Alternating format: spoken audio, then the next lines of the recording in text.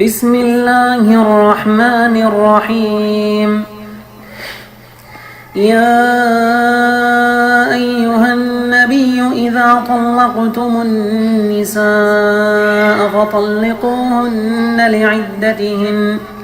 فطلقوهن لعدتهن وأحصوا العدة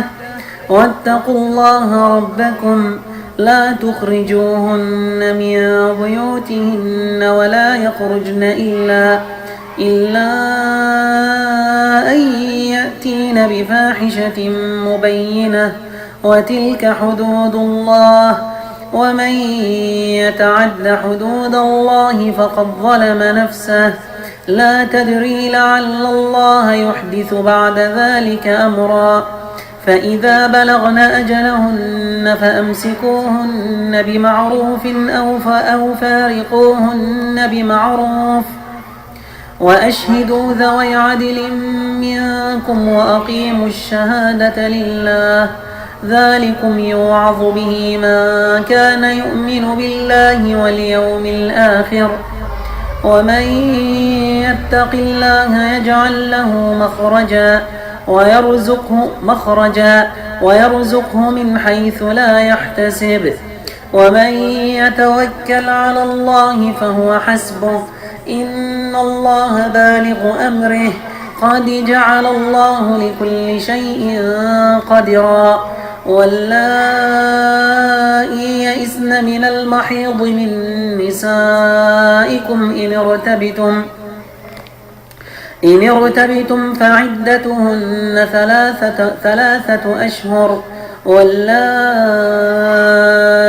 لم يحضن وأولاة الأحمال أجلهن أن يضعن حملهن ومن يتق الله يجعل له من أمره يسرا ذلك أمر الله أنزله إليكم ومن يتق الله يكفر عنه سيئاته ويعظم له أجرا. أسكنوهن من حيث سكنتم من وجدكم ولا تضاروهن لتضيقوا عليهن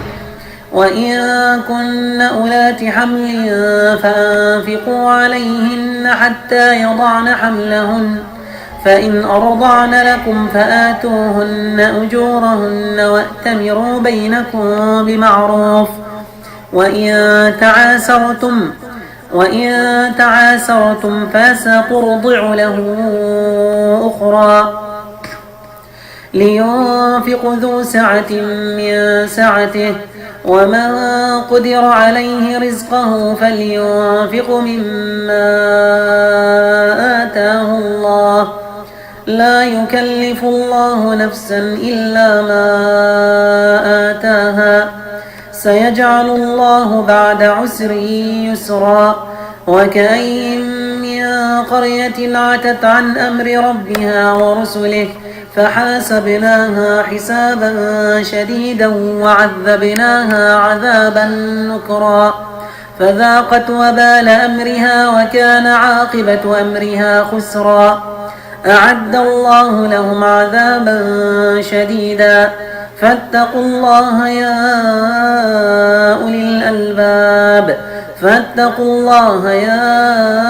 أولي الألباب الذين آمنوا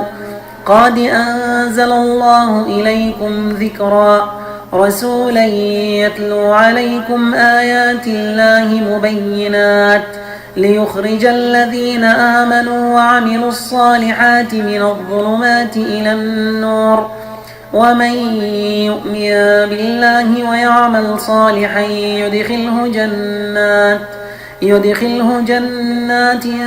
تجري من تحتها الأنهار